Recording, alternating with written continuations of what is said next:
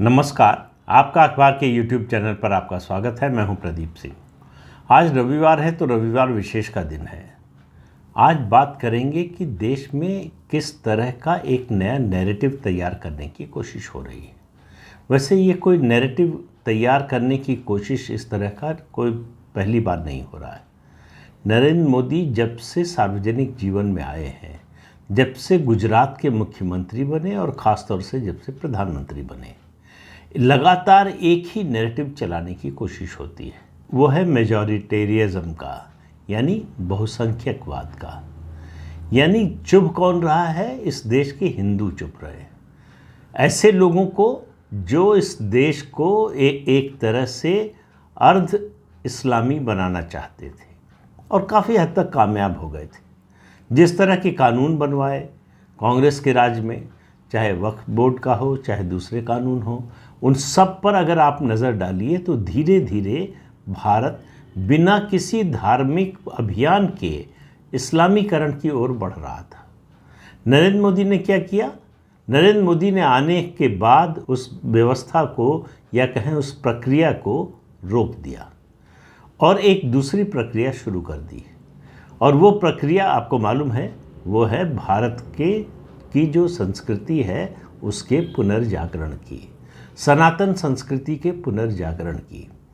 सारा कष्ट यहाँ है। आप समझ लीजिए, नरेंद्र मोदी भाजपा के सत्ता में होने से उतनी बड़ी परेशानी नहीं है। भाजपा 6 साल सत्ता में रह चुकी है। किसी को परेशानी हुई थी क्या जब अटल जी प्रधानमंत्री थे?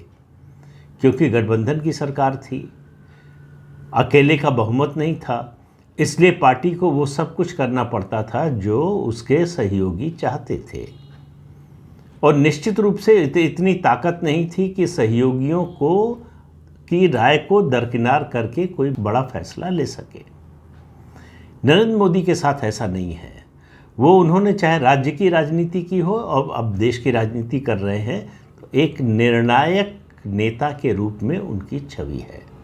डिसाइसिव लीडर, जो बड़े से बड़ा फैसला लेने का जोखिम उठाने को तैयार रहता है, जिसको इस बात से कोई फ़र्क नहीं पड़ता कि इसकी छवि पर नुकसान होगा, उसकी पार्टी के वोटों पर नुकसान होगा या दूसरा कोई नुकसान होगा। उसकी नज़र में सिर्फ एक बात रहती है, देश का इससे फ़ायदा होगा या नुकसान होगा।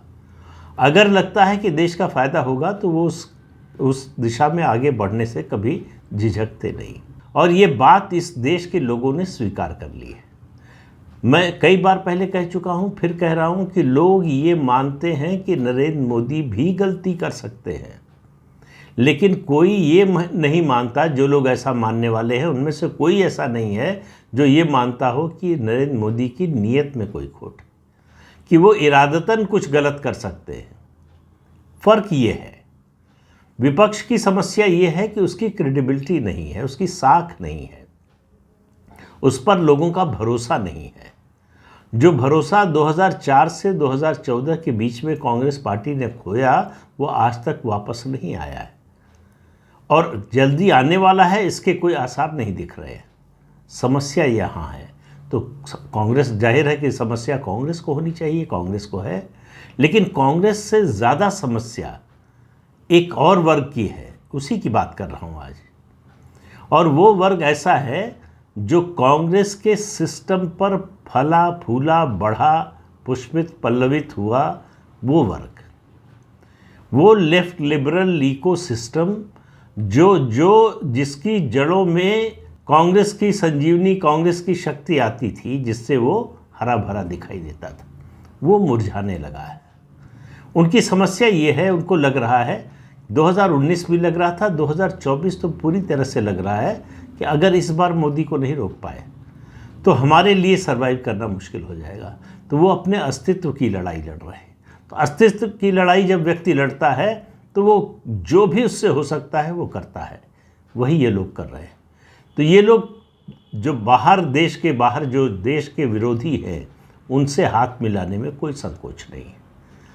तो एक अंतर्राष्ट्रीय स्तर पर चल रहा है डिसमेंटल ग्लोबल हिंदुत्व, और यहाँ बहुसंख्यकवाद। दोनों के पीछे मंशा और इरादा और नीति एक ही है, सोच एक ही है। हिंदुओं पर हमला करो, हिंदुओं की संख्या को कम करो। धर्म परिवर्तन से हो अच्छा है, दूसरे तरीक़ों से हो, दूसरे वर्गों की संख्या बढ़ाकर हो तो भी अच्छा है, या फिर हिंदू समाज में बंटवारा करके हो। तो लगातार एक नैरेटिव ये बनाया जाता है कि दलितों को अलग दिखाने की कोशिश, जनजाति के लोगों को अलग दिखाने की कोशिश, ये आपको अंतर्राष्ट्रीय स्तर से लेकर राष्ट्रीय स्तर तक हर जगह दिखाई देगी। ऐसे लोगों का मीडिया स्पेस पर और ख़ास तौर से इंटेलेक्चुअल वर्ल्ड में, बौद्धिक जगत में पूरा कब्जा है। तो इसलिए नैरेटिव वो गढ़ते हैं। मोदी और उनके साथी जो है उस नैरेटिव को काटने की कोशिश करते रहते हैं, और जब काटने में सफल हो जाते हैं तो इनकी तिलमिलाहट और बढ़ जाती है। इनको समझ में नहीं आता है कि मोदी को इतना सम्मान दुनिया भर में क्यों मिल रहा है। ये बात इनके गले के नीचे नहीं उतर रही है कि पूरी दुनिया के बड़े बड़े देश मोदी का समर्थन कर रहे हैं, मोदी से मिलने की इच्छा रखते हैं, मोदी का साथ चाहते हैं, मोदी के साथ काम करना चाहते हैं, मोदी का सम्मान करते हैं। ऐसा सम्मान करते हैं जो शायद पहले किसी का ना किया हो, या बहुत रेयर किसी का किया हो। तो इसलिए ये सब देखकर बौखलाहट और बढ़ती जा रही है। ऐसे ही लोगों में एक हैं प्रताप भानु मेहता। इंटेलेक्चुअल हैं, एकेडमिक्स में हैं, पहले एक संस्था में थे, अब उस संस्था में नहीं है। वो लगातार एक दैनिक अखबार में लेख लिखते रहते हैं, और उनका जो अभी लेटेस्ट लेख आया है उससे पहले वाला लेख इसी महीने का है। उसकी कुछ बातों को अगर आप पढ़ेंगे, समझने की कोशिश करेंगे, तो आपको लगेगा कि ये दर्द अंदर कितना गहरा है। तो उन्होंने अब इस पूरे इकोसिस्टम को एक मुद्दा मिला है मणिपुर का। ये इकोसिस्टम पिछले 9 साल से एक मुद्दे की तलाश में रहता है, ख़ास तौर से जब संसद का सत्र शुरू होने वाला हो तब। इस इकोसिस्टम ने नोटबंदी को मुद्दा बनाने की कोशिश की कि बस अब मोदी का खात्मा, अर्थव्यवस्था ध्वस्त हो जाएगी। फिर इस इकोसिस्टम ने जीएसटी के खिलाफ माहौल बनाने की कोशिश की कि ये गलत है, नहीं होना चाहिए। बताइए, दुनिया के फलां देश में नहीं है, उस देश में नहीं है, उस देश में नहीं है, भारत में ही क्यों होना चाहिए। ये मुद्दा बनाने की कोशिश की, फिर फेल हो गया। फिर राफेल को मुद्दा बनाने की कोशिश की, फिर फेल हो गए। संसद से, सीएजी के यहाँ से, सुप्रीम कोर्ट से, और आखिर में जनता की अदालत। ये सब मुद्दे जनता की अदालत से फेल हो चुके हैं। उसके बाद पेगासस का मुद्दा उठाया, उसमें भी मुँह की खाई। फिर अडानी का मुद्दा उठाया। आपने सुना चर्चा इस पूरे सत्र के दौरान? किसी भी विपक्षी नेता के मुँह से अडानी का नाम सुना आपने? विपक्ष की 2-2 बैठकें हो गई, एक पटना में, एक बेंगलुरु में, आपने अडानी का नाम सुना क्या? तो वो मुद्दा नहीं रह गया। जिस हिंडनबर्ग की रिपोर्ट के कारण पूरा बजट सत्र नहीं चलने दिया, उसका आप नाम भी लेने को तैयार नहीं। ये एक नैरेटिव खड़ा करने की कोशिश करते हैं और धड़ाम से गिर जाते हैं, फिर उठकर खड़े होते हैं धूल झाड़कर, और फिर से कोशिश करते हैं। और इस चक्कर में अब उनको मिला है मणिपुर का मुद्दा। मणिपुर में उनको अपने मन की बात नज़र आ रही है। उनको लग रहा है मणिपुर में बहुसंख्यकवाद चल रहा है, उसी के कारण ये समस्या हुई है। क्यों? क्योंकि मणिपुर में मैतेई समुदाय हिंदू समुदाय है, हिंदू समुदाय का बहुमत है वहाँ पर। तो ये बहुमत कैसे है? समस्या की जड़ ये है। उनकी नज़र में नॉर्थ ईस्ट में जिन राज्यों में हिंदू अल्पसंख्यक हो गया है, वहाँ उनके लिए कोई समस्या नहीं। तो उनका लक्ष्य जो है वो ये है कि पूरे देश में हिंदू अल्पसंख्यक बन जाए, उसकी संख्या कम हो जाए, तो उनके लिए जो है बड़ी आसानी हो जाएगी। फिर उनको अपने आकाओं को चुनाव जिताने में भी आसानी हो जाएगी। तो प्रताप भानु मेहता ने अपने लेख में ये आशंका जाहिर की है कि व्यवस्था बनाए रखने के नाम पर सिविल सोसाइटी पर हमला होगा। अब ये उनका इमेजिनेशन देखिए कि क्या क्या हो सकता है। और उन्होंने कहा कि अब ये सवाल उठाया जाएगा कि भाई ये वीडियो संसद के सत्र से एक दिन पहले क्यों आया। भाई अगर ये सवाल उठाया जाएगा तो इसमें हर्ज क्या है? संसद के सत्र से एक दिन पहले आया, ये तो सच है। और ये 1.5 महीने पुराना वीडियो है, ये भी सच है। तो तथ्यात्मक रूप से जो बात सच है उसको कहने में क्या समस्या है? ऐसा क्यों होता है कि ऐसे सारे मुद्दे संसद का सत्र शुरू होने से एक दिन पहले ही आते हैं? चाहे राफेल के मामले का मामला हो, चाहे पेगासस का मामला हो, चाहे हिंडनबर्ग रिपोर्ट का मामला हो, ये सब मुद्दे संसद का सत्र शुरू होने से एक दिन पहले लाए जाते हैं और संसद का सत्र नहीं चलने दिया जाता है। इनको थोड़ी चोट लगी है राहुल गांधी के खिलाफ जो फैसला आया है अदालत का, जिसके कारण उनकी सदस्यता चली गई है, इसलिए थोड़ा और अपने को जो है अनाथ महसूस कर रहे हैं। दरअसल ये अनाथों का गठजोड़ हो रहा है जो 2024 की तैयारी कर रहा है। अनाथ इसलिए हो गए कि जब तक कांग्रेस पार्टी की सरकार थी, उस इकोसिस्टम की सरकार थी, तब तक उनके लिए सारी सुविधाएं सहज उपलब्ध थी। एक सरकार को उखाड़ फेंकने के लिए पैसा मिलता था एनजीओ को, जिस एनजीओ को चलाने वाली गिरफ्तार हुई और सुप्रीम कोर्ट से रात में सुप्रीम कोर्ट की बेंच बैठी, पहले एक बैठी फिर दूसरी बैठी, उसको जमानत दी गई। किसी और देश में आप ये कल्पना कर सकते हैं एक चुनी हुई सरकार को उखाड़ने का षड्यंत्र करने वाली, लोगों के दुख का फायदा उठाने वाली, दंगा पीड़ितों से पैसा लेकर अपने ऐशो आराम पर खर्च करने वाली को इस तरह की राहत मिल सकती है अदालत से। लेकिन अपने देश में ये सब हो रहा है। अपने देश में ऐसे लोग फलते फूलते रहे हैं और अब भी फल फूल रहे हैं। उनको चिंता है भविष्य की। उनको लग रहा है कि धीरे धीरे जो है उनके इर्द गिर्द घेरा कसता जा रहा है। तो क्या उनकी इच्छा है? उनकी इच्छा है कि सुप्रीम कोर्ट दखल दे, हस्तक्षेप करे और मौलिक अधिकारों की पुनर्स्थापना करे। उनके हिसाब से मौलिक अधिकार खत्म हो चुके हैं। एक मौलिक अधिकार एक एकेडमिक्स के लिए, जर्नलिस्ट के लिए या मीडिया के लिए क्या होता है कि आप स्वतंत्रता से अपनी बात कह सके, यानी बोलने की आज़ादी, यानी अभिव्यक्ति की स्वतंत्रता। दिन रात गाली देते हैं आप देश के प्रधानमंत्री को, आलोचना नहीं, आलोचना तो ठीक है, गाली देते हैं, मरने की कामना करते हैं और आपको कोई कुछ नहीं बोलता है। लेकिन आपको लगता है कि मौलिक अधिकार खत्म हो गया है। तो और क्या चाहते हैं आप? मौलिक अधिकार में मतलब प्रधानमंत्री को, देश के प्रधानमंत्री को, निर्वाचित प्रधानमंत्री को आप गाली दे रहे हैं, उससे ऊपर और क्या चाहते हैं? मर जाने की भी कामना कर चुके हैं, और क्या चाहते हैं? और वो चाहते हैं कि सुप्रीम कोर्ट, एक तरह से उनका कहने का मतलब है कि पूरी व्यवस्था को सुप्रीम कोर्ट टेक ओवर कर ले, और मोदी को अधिनायकवादी बताते हैं। अब ये सोच अगर अधिनायकवादी नहीं है तो और कौन सी सोच है? लेकिन यहीं तक रुक गए ऐसा नहीं है, इसके आगे गए और उन्होंने अपने मन की इच्छा, अपने मन की भड़ास निकाली और कहा कि जब तक हम इस सरकार को उखाड़ कर फेंक नहीं देते तब तक हमारी शर्मिंदगी कम नहीं होगी। बल्कि उनके ठीक शब्द हैं कि जब तक इस सरकार को उखाड़ कर फेंक नहीं देते तब तक हमारी शर्मिंदगी महज दिखावा होगी। अब आप इससे अंदाज़ा लगाइए कि नफ़रत का आलम कितना है।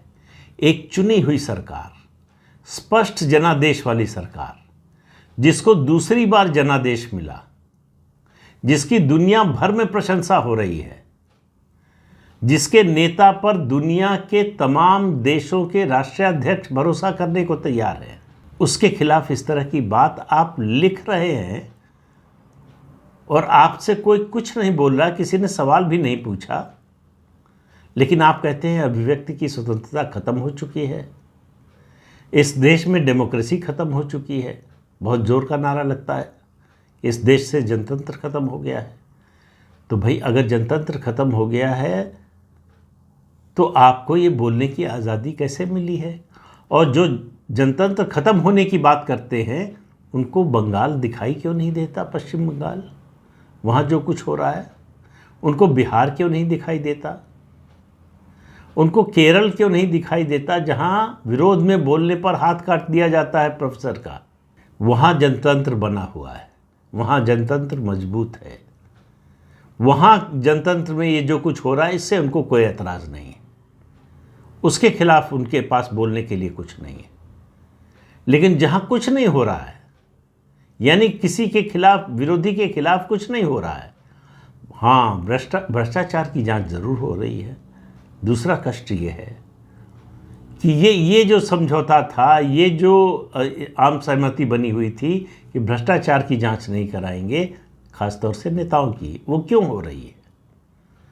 तो इसका मतलब आप ईडी और सीबीआई और दूसरी जो जांच एजेंसियां उनका दुरुपयोग कर रहे हैं।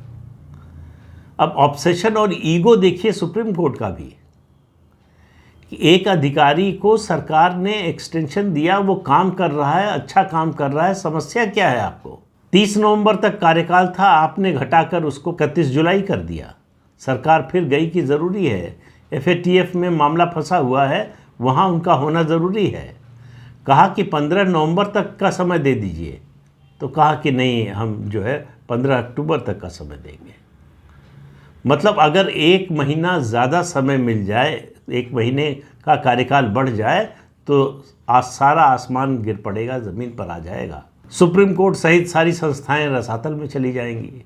ये जिस तरह की प्रवृत्तियां हैं, जिस तरह की ये भावनाएं हैं, इनसे आप समझने की कोशिश कीजिए कि देश में क्या हो रहा है, क्या करने की कोशिश हो रही है।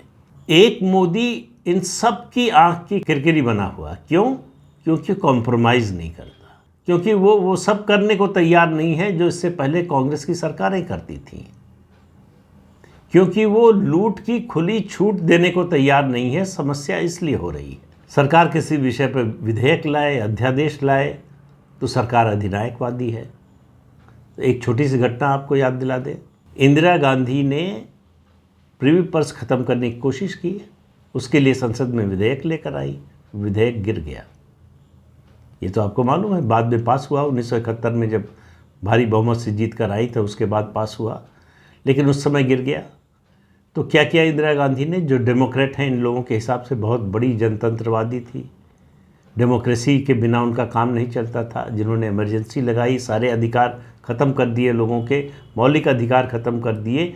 वो उस पार्टी की नेता, वो पार्टी जो है वो डेमोक्रेटिक है, और बाकी सब जो है वो अधिनायकवादी है। तो इंदिरा गांधी उस पर जो है अध्यादेश लेकर आई, अध्यादेश को चुनौती दी गई। सुप्रीम कोर्ट ने कहा कि भाई, संविधान संशोधन अध्यादेश के जरिए नहीं हो सकता, ये संवैधानिक व्यवस्था है। लेकिन उस समय सत्ता का अहंकार ऐसा था कि ये संविधान क्या होता है, और उसका खामियाजा बाद में कई न्यायाधीशों को भुगतना पड़ा सुप्रीम कोर्ट के सरकार के साथ न चलने के कारण। सुपरसीड किया गया, तमाम तरह की चीज़ें हुई। तो ये सब जो हुआ और जिस पार्टी ने किया उसको डेमोक्रेटिक बताते हैं, और जिस पार्टी ने आज तक ऐसा कुछ नहीं किया उसके बारे में कहते हैं कि ये करेंगे, इसलिए उनको हटाओ। जिसने किया उसको हटाने की, उसके खिलाफ बोलने की ज़रूरत नहीं है। जिसके बारे में इनको लगता है कि करेंगे, उसको हटाने की ज़रूरत है। तो हटाना आपके बस में तो है नहीं। हटाने या बनाए रखने का फैसला तो इस देश का मतदाता करता है। अभी तक अधिकार उसी के पास है, या तो वो अधिकार छीन लीजिए। क्योंकि आपकी डेमोक्रेसी की परिभाषा में शायद ये होगा कि जनादेश जिसको मिला है उसको सत्ता में रहने का, सरकार चलाने का अधिकार नहीं है।